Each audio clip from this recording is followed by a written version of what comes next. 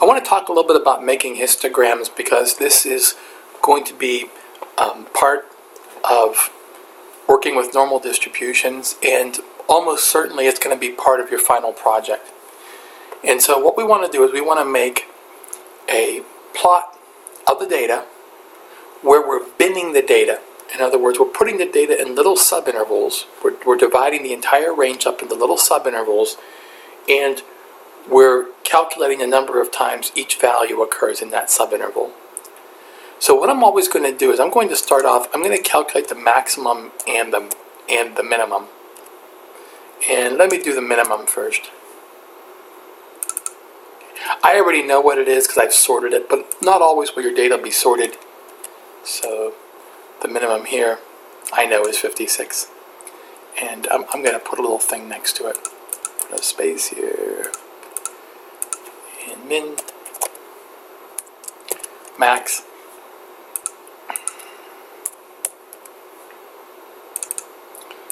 Okay. And again, I know it's the last value, 79, but the data won't always be sorted. And I want to look at the range, okay? So this is going to be the max minus the min. And so what I'm seeing is this is the total length of the interval that the data takes up. And I need at least 6 bins. So this means that my maximum bin width, okay, has to be the range divided by 6. I need at least 6 of these intervals. And so the entire interval is 23. So this is the length of the interval,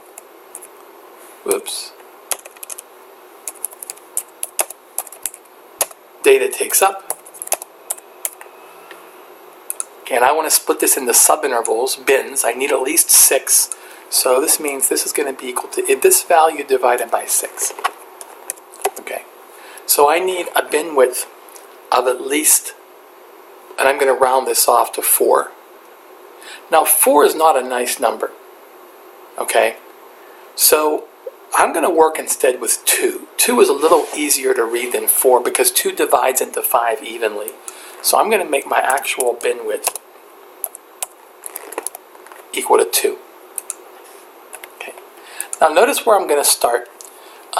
56 is my smallest value, so I'm going to start here at 56. So these are going to be my data values here. I'm going to highlight this. These are going to be my bins, and I'm going to start off at 56. I can just do this actually. No, I can't. Remember, whenever I want a number, I always have to put equals, right? And I'm going to just add 2. I'm going to do this repetitive calculation. Okay, and I'm going to go all the way up to 79. I didn't do that right, did I? So let me do that over again. Notice I have to anchor this. So I didn't anchor that value, right? That's what the problem was. Yep. Okay, now it should work. Okay, and I don't need quite that many. I can go up to 80. And let's just take a look at how this works for a second. So I want to just explain how this works. So I'm going to make the histogram next. Let me show you how this is done, and then it'll be obvious how this is working out. I'm going to go to Data, Data Analysis, Histogram.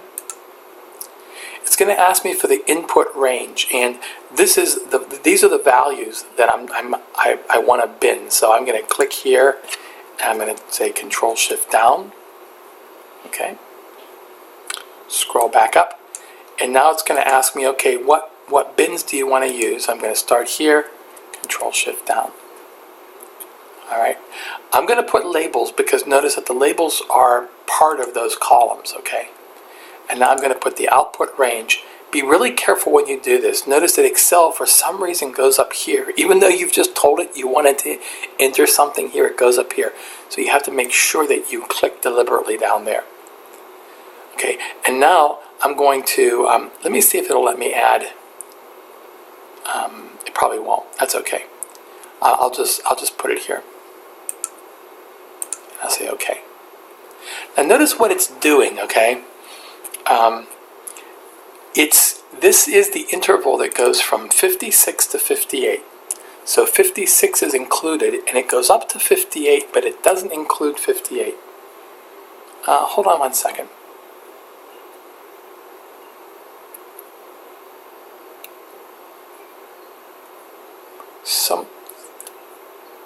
No, I'm sorry. This goes from, I apologize.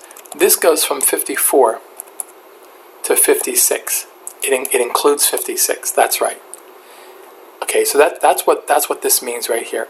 Let me put this like this, so it's a little clearer.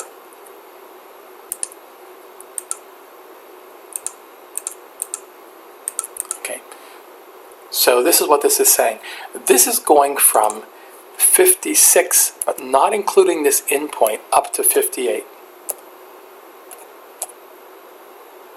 Okay.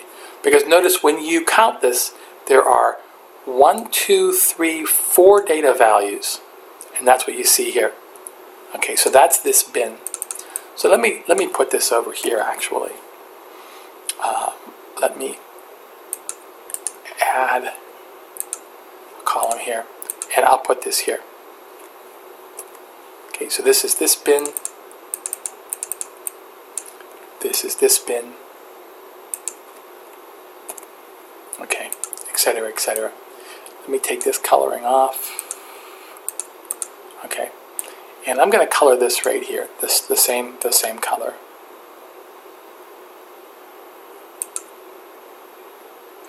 Make it a little bit lighter.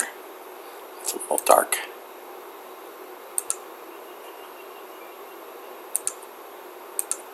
Okay. So now you can kind of see what's going on here. Okay. What this means is this is the interval from 54 to 56. This is the interval from 56 to 58, not counting the endpoint. 56 is included here, but not here. And it just keeps on going like this. You can easily compute. Can just finish this up, right? 60. And it just keeps going, you know. 60, 62, okay, etc., etc.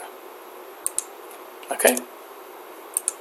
And notice when I plot this, I'm going to plot this in a second. These are kind of nice numbers. I mean, 2 is not as good as 5 or 10 or 1, but this goes into the tens evenly, so it gives a kind of nice plot. Let me just finish this out though, if you don't mind, just real quick, so that you see what this is representing.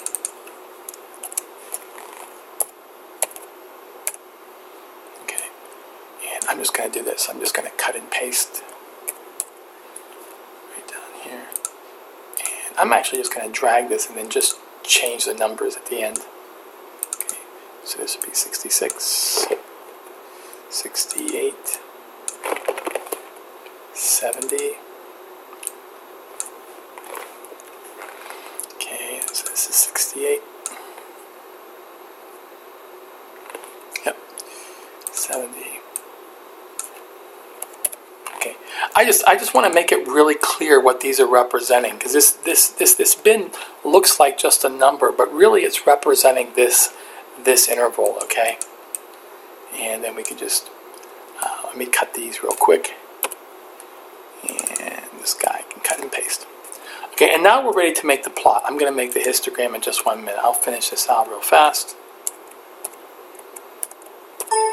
Oops, go down one.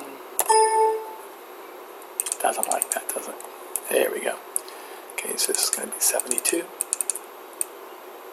And you can easily check that this is giving us the right thing. I mean, I kind of verified it for the first one, but you can verify it for all of them. It's not hard to do. Usually if you verify it for the end cells, you can be pretty sure that, you know, everything else is okay.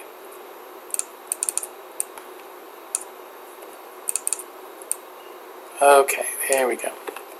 All right, so I didn't have to add this, but it explains a little bit what's going on. Okay, let's go ahead and make a plot now. Now I'm going to make a histogram, and the histogram I'm going to do by just starting with a scatter plot. Okay, I'm going to highlight whenever I want to plot something. I highlight it first. I go to insert. Every plot involves insert. I'm going to hit scatter, and of course I get nothing like what I actually want, but I can if I simply change the chart type and go to column. And now I have a histogram. And you can see these look pretty normal. I mean, we wanted to see if the heights were normal, and this actually looks pretty normal. It looks relatively symmetric. Okay. And then I can play around and do a lot of things with this graph. I can change the title, so I can say histogram of adult children. Sounds like an oxymoron, I know. And I can put an X label down here. Okay, I have axis titles, so I need a title for the X and Y axis. The horizontal axis, I'm going to put below, and I'm going to say heights in inches. Always good to put the units.